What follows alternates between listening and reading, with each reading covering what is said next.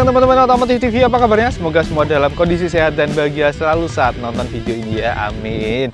Nah teman-teman, kembali lagi bersama Kawasaki Ninja Zetik 4RR. Setelah kemarin video first ride, nah kali ini kita mau bahas ulang tapi lebih detail di video test ride. Nah, salah satu yang akan saya bahas adalah tentu saja tentang top speed, karena itu masih jadi rasa penasaran kita bersama ya. Setelah Kawasaki Motor Indonesia memperlihatkan di Sentul bisa dapat 207 km/jam, lalu sebenarnya bisa dapat berapa sih? Nah, saya sudah mengetesnya di lintasan yang cukup panjang.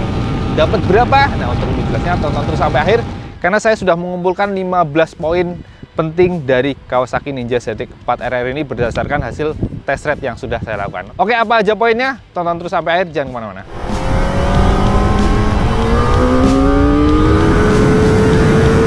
Oke, poin pertama kita mau ngomongin top speed, karena ini adalah salah satu yang bikin kita penasaran ya.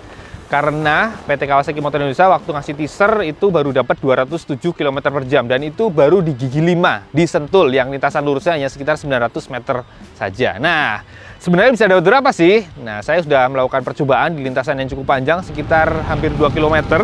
Ternyata dari 3 kali percobaan itu salah satu yang tertinggi adalah mentok dapat 221 km/jam. Gimana teman-teman? Cukup tinggi ya angka segitu. Dan kita juga bingung sih kalau untuk speed segitu sebenarnya pakai di mana di Indonesia. Rasanya kan jarang banget ya, karena hampir 200 pun sudah cukup kenceng banget. Dan menariknya adalah di percobaan sebelumnya cuma dapat 216 km/jam, itu lebih karena ternyata agak godek ya di atas 200 km/jam. Rasanya butuh ada steering damper. Kemudian waktu percobaan berikutnya juga sekitar cuma dapat 210 km/jam karena kena angin yang kenceng banget teman-teman. Jadi potensi maksimalnya sebenarnya kalau di tes di tempat atau di atas dyno itu bisa 252 km/jam. Tapi karena di lintasan pastinya ada angin ya, hambatan angin, jadi speednya cuma dapat sekitar 221 km/jam. Walaupun itu sebenarnya masih bisa naik lagi teman-teman, cuma udah perlahan banget ya. Jadi maksimalnya mungkin sekitar hampir 230 kali ya kalau lintasan lurusnya tidak terbatas. Dan kecepatan segitu sudah cukup tinggi banget ya, karena jauh lebih tinggi dibanding Zetik 25RR yang mana saya ngetes di lintasan tuh cuma dapat 188 km/jam. Dari maksimalnya yang bisa diraih Zetik 25RR itu mentoknya sebenarnya di limit di 190 km/jam. Jadi gimana? Sudah cukup kencengan ya. Ya itu membuktikan bahwa Zetik 4RR ini memang potensi kecepatan maksimalnya sudah lebih dari cukup banget ya dibanding Zetik 25RR tentu saja gitu.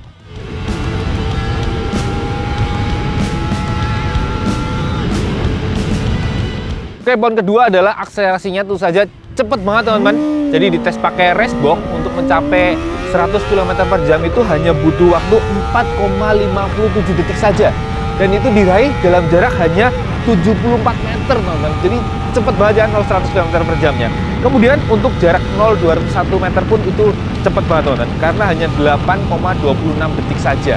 Dan itu tentu saja udah jauh lebih cepat dibanding Zetik 25RR. Karena Zetik 25RR itu butuh waktu 5,74 detik dan 0-201-nya 8,87 detik. Gimana?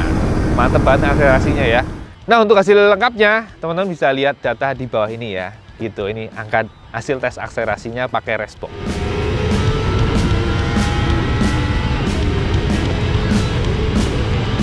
Oke, poin yang ketiga adalah karakter mesinnya, yang mana ini mengusung mesin 4 silinder segaris DHC 16 katup berpendingin cairan injeksi. Kapasitas murni mesinnya adalah 399 cc, yang mana klaim tenaga maksimalnya adalah sebesar 77 PS dengan torsi 37,6 Nm. Nah, karakternya yang pertama yang menarik adalah ini ya, khas mesin 4 silinder segarisnya itu ada suara ngorok yang bikin membuat kesannya tuh sporty banget teman-teman. Terutama waktu kita buka gas gede itu suara ngoroknya tuh enak banget di telinga. Lalu karakter mesinnya seperti yang kemarin saya ceritakan waktu first ride, ini sejak 4000 rpm sudah bertenaga banget teman-teman ngisi, karena torsinya sudah gede ternyata. Jadi nggak ada rasa ngok, nggak ada rasa lemot. Jadi buat harian itu Zetik 4RR ini memang jauh lebih menyenangkan dibanding Zetik 25RR. Lebih responsif ya, jadi kesannya lebih sigap, lebih lincah gitu. Kemudian tentu saja khas mesin overbore tetap aja ya, sebenarnya tenaga maksimalnya keluarnya cepatnya itu di putaran tengah ke atas. Jadi ketika sudah 10.000 rpm itu baru ngacir banget, cepet banget sampai kena limiter di 16.000 rpm. Jadi kalau buat harian secara garis besar ini udah enak banget, tapi kalau ketemu jalan kosong juga pastinya nikmat banget teman-teman. Cepet banget naiknya, bener-bener kencang. Seperti terlihat dari poin sebelumnya yang mana hasil tes akselerasinya memang terlihat cepet banget. Nah enaknya tenaga mesinnya itu walaupun akselerasinya cepet, bertenaga, ini nggak berlebihan teman-teman, nggak segede 600 cc apalagi 1000 cc. Jadi cukupan buat harian teman-teman. Bertenaga tapi mudah dikendalikan gitu.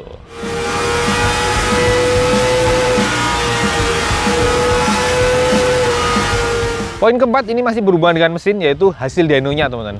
Jadi cukup menarik ya, ketika kemarin di dyno di Sportisi Motorsport menggunakan dyno Z250i, ternyata tenaga di roda itu terekam cukup gede. Pakai power mode-nya yang full itu ternyata terekam mencapai 66,24 horsepower teman-teman. Gede kan ya, itu jauh lebih gede daripada Cetic 25RR, karena Cetic 25RR hanya sekitar 40 horsepower. Kemudian untuk torsinya di roda dapat 33,59 Nm, itu juga gede banget. Kemudian kalau pakai power mode yang low, ini ternyata di-cut-nya cukup banyak teman-teman, karena pakai yang low itu tenaganya maksimalnya hanya 38,49 horsepower dengan torsi hanya 30 Nm. Dan asiknya data lainnya adalah, ya kelihatan adalah di-cut-nya kalau perbedaan antara yang full dan low itu di 9000 rpm ke atas teman-teman. Jadi kalau pakai yang low itu 9000 rpm ke atas justru malah datar terus turun terus gitu. Dan itu nggak cuma di atas dyno ya, ketika kita dipakai di jalan itu juga kerasa banget bedanya antara yang full dan low. Kalau pakai yang low itu respon dari mesin kerasa lemot teman-teman, kerasa lambat, emang kerasa ECU-nya mengatur bukaan throttle-nya itu kayak lambat pelan gitu, biar tenaganya keluarnya itu lebih smooth gitu ya, kalem.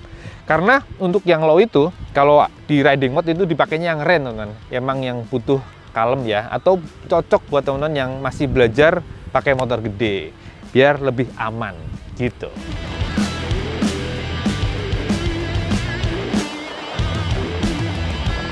Oke, poin kelima ini juga masih berhubungan dengan mesin, tentang panasnya teman. Apakah panas banget nggak sih di kaki, di badan?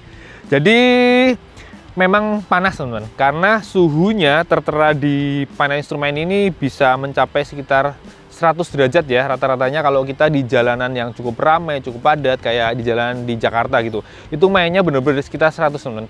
Jadi 102, nanti turun ke 98, kipas akan selalu nyala. Bahkan kemarin sempat macet-macetan parah banget gitu waktu mau ikut buka bersama.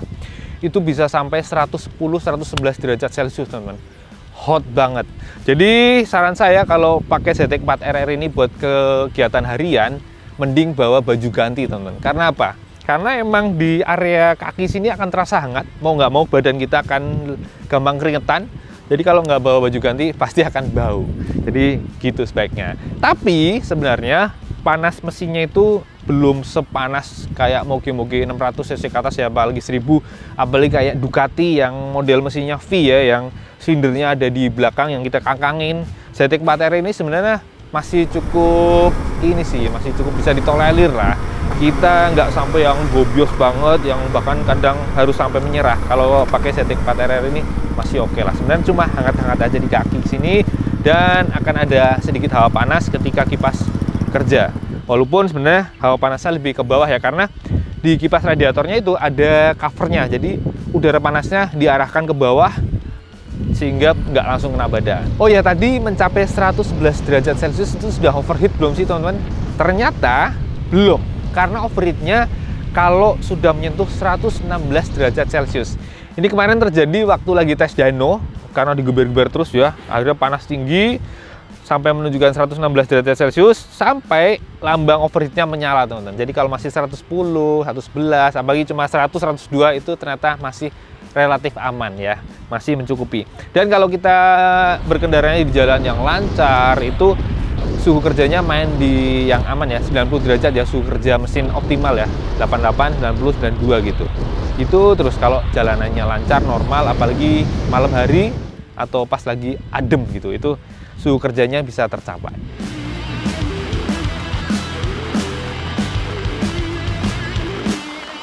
Oke, poin ke-6 ini masih berhubungan dengan mesin, tapi lebih berhubungan dengan fitur teman-teman, yaitu tentang bagian kopling dan quick shifter. Jadi kopling Cetic 4RR ini enteng teman-teman, karena tuh saja pakai fitur assist dan zipper clutch yang mana pairnya cuma 3, jadi lembek, Sehingga kalau kita lagi macet-macetan di jalan raya yang padat itu tangan kiri dijamin nggak akan pegel. Kemudian kalau ketemu jalan lancar itu pastinya jauh lebih nggak pegel lagi karena kita nggak perlu main kopling, cukup injek dan congkel tuas persneling karena sudah punya fitur quick shifter up and down, teman-teman. Yang mana kerjanya itu halus banget, empuk banget. Hanya saja catatannya adalah kalau putaran mesin sudah di atas 3000 ya, tempatnya 4000 ke atas itu pasti akan halus banget, teman-teman. Dan uniknya adalah di CTEK 4RR ini gigi 1 netral 2 itu jedanya sedikit, teman-teman. Jadi akan sangat jarang banget terjadi misgear ya. Kadang-kadang kalau kita bawa motor sport kan gigi 1 ke 2 kadang-kadang nyangkut di netral ya. Yang mana kadang nyangkut terus kita karena netral. Nah, kalau ini enggak, teman-teman. Karena tipis banget. Jadi 1 ke 2 itu bisa dicongkel sedikit aja udah masuk 2. Nah, repotnya adalah kalau kita mau netralin tuh kadang-kadang nyarinya susah. Harus diinjek sedikit banget atau dicongkel sedikit banget baru bisa masuk netral. Nah, keunikan lainnya adalah rasio giginya CTEK 4RR ini ternyata menyambung banget, teman-teman. Ya, jadi 1, 2, 3, 4, 5, sampai 6 itu bener-bener simultan nyambung banget. Maka turunnya RPM setiap pindah gigi itu cuma sedikit. Dan asiknya adalah walaupun gigi 6 ini nggak kerasa terlalu overdrive ya, jalan santai udah gigi 6 cuma main 3000, 4000 RPM itu mesinnya enak-enak aja gitu, nggak ada keberatan, bukan yang grug. Bisa jalan halus, kalem, nyantai banget, enak banget gitu, teman-teman.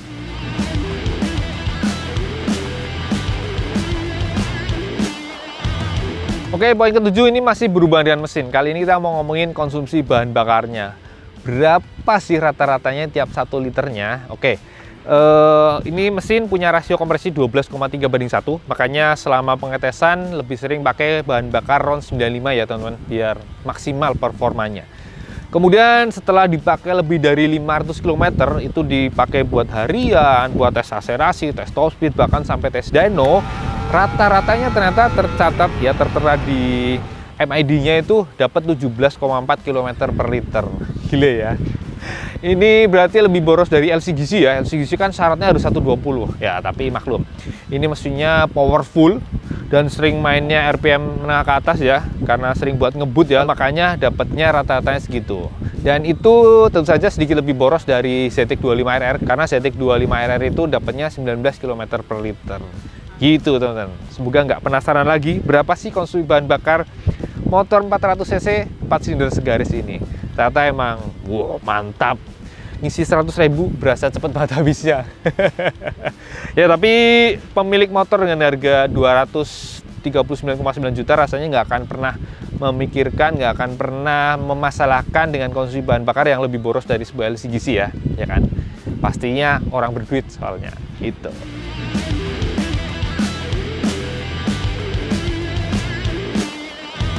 Oke, poin 8 kita mau ngomongin posisi berkendara. Ini sebenarnya kemarin waktu first ride sudah diulas, tapi kini lebih lengkap, lebih detail.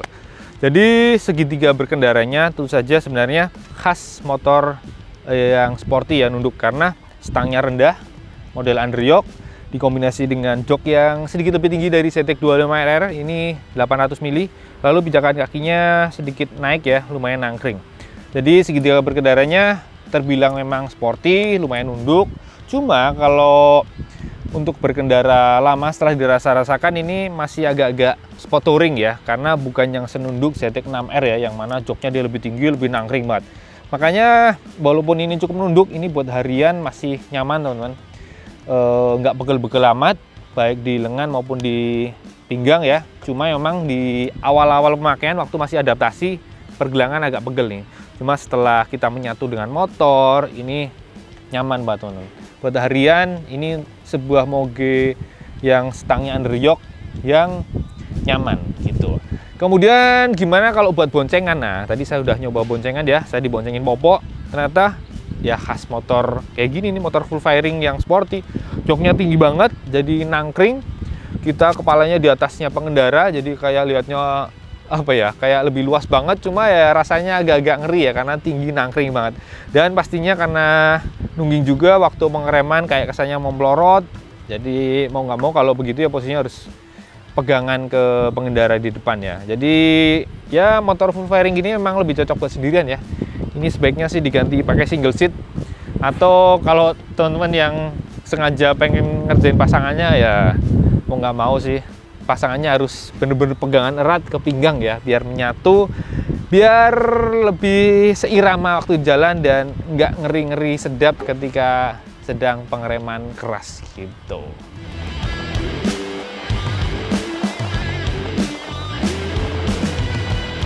Oke, poin 9 kita mau ngomongin tentang handlingnya teman-teman. Jadi Zetik 4RR ini punya sasis yang berbahan besi yang karakternya kaku banget teman-teman. Jadi kalau digerakkan ya pas lagi belok-belok tuh rasanya emang kaku banget. Tapi dikombinasi dengan karakter suspensi yang cukup empuk teman-teman. Bisa kita lihat ya. Ini suspensi depan belakangnya memang bisa di setel sebenarnya ya. Depan preload, belakang komplit ya. Preload, ribbon, compression ada semua. Tapi dengan setelan standar buat saya yang tingginya 173 cm, bobotnya 65 kg, ini pas nyaman teman-teman. Jadi ini Moge 400cc yang tampangnya sporty banget tapi nyaman banget teman-teman, karena empuk banget ya, lihat ya, apalagi yang belakang tuh. Nah, kalau teman-teman merasa ini masih terlalu kembukan, enak ya, fleksibel ya, tinggal di setel ulang baik depan maupun belakang, tinggal putar-putar aja, dijamin akan lebih pas, lebih nyaman. Kalau saya sih standar aja udah enak banget. Kemudian catatannya adalah karena ini bawahnya belum ada steering damper, kalau di atas 200 km/jam ini stangnya depan kayak agak melayang ya jatuhnya ya. Ini jadi buat teman-teman yang suka speeding wajib banget nih tambah steering damper ya, biar stangnya lebih aman, lebih anteng. Gejala godek yang seperti kemarin saya rasakan waktu lari di atas 200 itu bisa hilang. Itu ngeri sih teman-teman ya, muncul godek karena kondisi jalan yang kurang rata, dan waktu itu saya posisi badan salah kurang ke depan ya, jadi terlalu mundur sehingga depannya agak melayang sehingga terjadi godek-godek. Mas, saya saran banget ya buat teman-teman yang punya, tambah steering damper biar lebih aman dan nyaman gitu.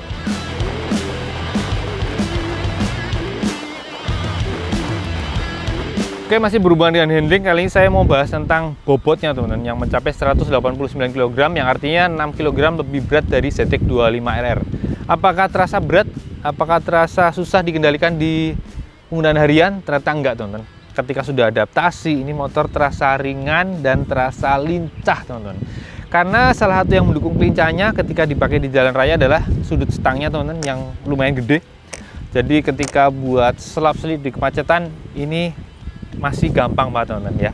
Sudut beloknya, sudut putarnya karena cukup kecil. Walaupun tantangannya adalah spion ya, cukup lebar ya, ini harus hati-hati. Tapi ini bisa sekaligus sebagai ini sih, indikator bahwa motor bisa masuk atau enggak ya, karena stangnya lebih ramping dibanding spionnya. Lalu asiknya lagi adalah walaupun bobotnya segitu, itu ternyata lebih ringan dibanding 600 cc ke atas ya. Jadi ini masih tergolong enteng sebenarnya ya buat sebuah Moge, karena ini 400 cc. Jadi ini bisa dibilang super bike that you can ride every day teman-teman ya. Itu kayak tagline-nya R25 dulu ya. Jadi ini benar-benar Moge yang buat harian oke ya. Tadi tenaganya cocok, enak, responsif, bobotnya juga masih di bawahnya 600 cc. Jadi ya asik lah dipakai buat harian ya. Tenaganya mantep, tapi masih tetap lincah gitu.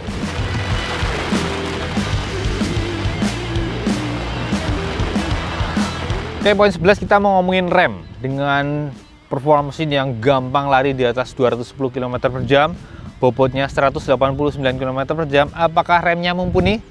Ternyata dengan dua piringan 290 mili dijepit kaliper radial 4 piston tiap sisi, ini ternyata mumpuni banget teman-teman. Jadi standarnya ini udah menurut saya udah cukup banget ya.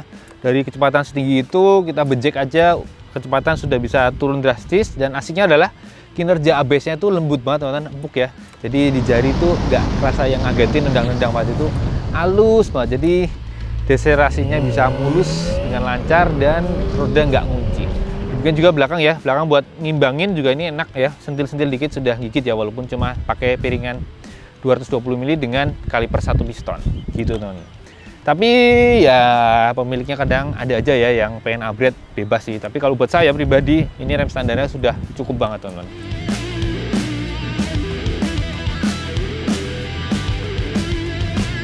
Oke, poin ke-12 saya mau ngomongin tentang fitur lampunya, yaitu lampu utama yang sudah LED.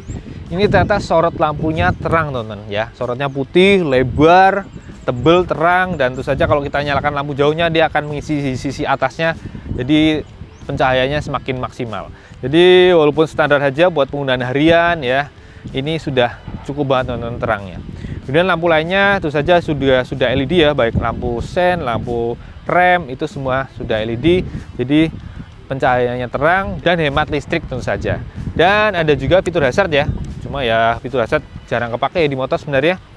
Kapan sih kita di kondisi darurat akan jarang banget. Jadi buat teman-teman ngingetin ya, mungkin bisa kasih tau ke istri, ke ibunya, atau ke siapapun, terutama ke mama istrinya salah pakai ya. Hazard dipakai buat di perempatan, kadang-kadang belok ke kanan nyariin hazard, nggak jelas, kita bikin bingung. Jadi tolong hazard dipakai benar-benar kalau lagi darurat aja ya. Kalau lagi ban bocor atau lagi mau di pinggir jalan itu baru dinyalakan. Jangan sembarangan makainya, karena bikin bingung orang yang di belakangnya. Gitu.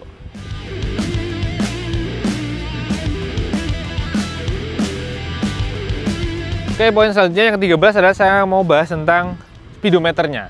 Ini enak banget di mata teman-teman, karena sudah TFT full color, jadi jelas banget angkanya, jelas banget info yang disajikan, terutama ada speedometer, tachometer, gear position, speedometer dan sebagainya. Bahkan ada juga tampilan yang circuit mode ya, yang lebih nampilin tachometer dan ada lap time. Itu jelas banget. Dan asiknya adalah ini panelnya itu adaptif teman-teman, kayak smartphone ya, karena ada sensor cahayanya sehingga ketika kita di siang hari yang terik, tingkat terangnya akan maksimal sehingga kita melihatnya akan tetap jelas. Tapi ketika kita misal masuk ke terowongan atau tiba-tiba gelap, itu dia akan meredup sendiri, jadi mata tetap nyaman. Ya canggih, enak ya. Apalagi ini juga sudah bisa terhubung dengan aplikasi di smartphone ya, namanya Radiology, sehingga kita di situ bisa mantau juga settingan kayak riding mode-nya, terus bisa lihat tachometer, odometer dan sebagainya, semua bisa dilihat di situ. Jadi canggih, enak banget dilihat, dan yang paling utama adalah di sepanjang jalan kita bisa melihat info-info yang utama dengan mudah gitu.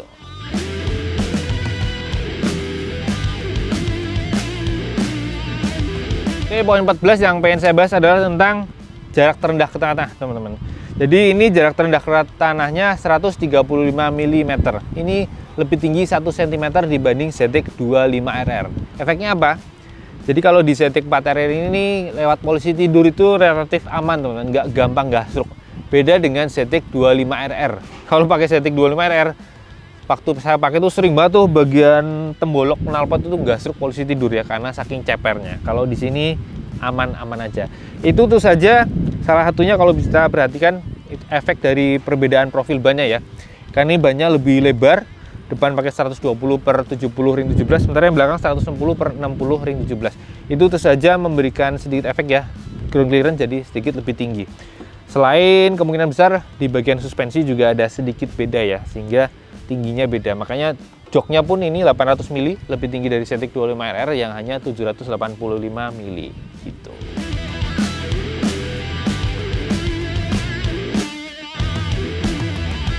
Oke, poin ke-15 yang terakhir saya mau ngomongin tentang build quality. Jadi motor yang diproduksi di Thailand ini jadi masuk Indonesia secara CBU, dan batch pertama hanya ada 40 unit, bahkan di area Jakarta dan sekitarnya hanya 15 unit. Ini punya build quality yang sangat bagus teman-teman. Jadi dari logam-logamnya kayak area segitiga, terus kayak master rem, kopling, kemudian panel-panel saklarnya ya, bagian yang tulisan-tulisan itu bagus banget teman-teman. Begitu juga dengan komponen-komponen yang terbuat dari karet ya, kayak misalnya hand gripnya ini juga bagus banget teman-teman.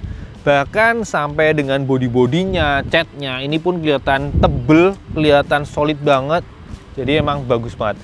Walaupun kalau kita lihat di bagian sasis itu las-lasannya tuh ada kayak kurang rapi ya, jelek. Tapi positifnya adalah di catnya itu tebel banget teman-teman. Jadi nggak ada tuh yang namanya kelihatan kayak ada karat-karat gitu, sama sekali nggak ada teman-teman. Ini build quality-nya bener-bener standarnya emang top bagus ya. Kebiasaan Kawasaki ya, build quality-nya memang jempolan banget teman-teman. Bahkan sampai bagian yang kecil-kecil kayak ada kabel-kabel itu semua diperhatikan, jangan sampai terurai atau ada potensi mengganggu, itu sama sekali nggak ada. Bener-bener diperhatikan, detailing banget sehingga rapi jali. Top ya, standarnya emang ya, maklum ini produk buat worldwide ya, buat di seluruh dunia ya, ke Amerika, Filipina, ya di Jepang, Indonesia, dan negara-negara lain. Jadi mantap. Oh ya, kalau dibanding ZX 25RR yang produksi Cibitung itu pun sama ya, itu produksi lokal tapi standarnya juga standar dunia. Sama bagusnya juga kayak ZX 4RR ini gitu teman-teman. Oke, itu dia teman-teman ulasan kita kali ini tentang Kawasaki Ninja ZX 4RR. Sudah saya jelaskan dalam 15 poin. Semoga info-info tadi bisa memberikan gambaran secara menyeluruh dari ZX 4RR ini dan bisa memuaskan rasa penasaran ya, terutama dari sisi tadi top speed, akselerasi, konsumsi bahan bakar, posisi berkendara dan sebagainya gitu. Oke, itu aja teman-teman. Terima kasih buat yang sudah menonton dari awal sampai akhir.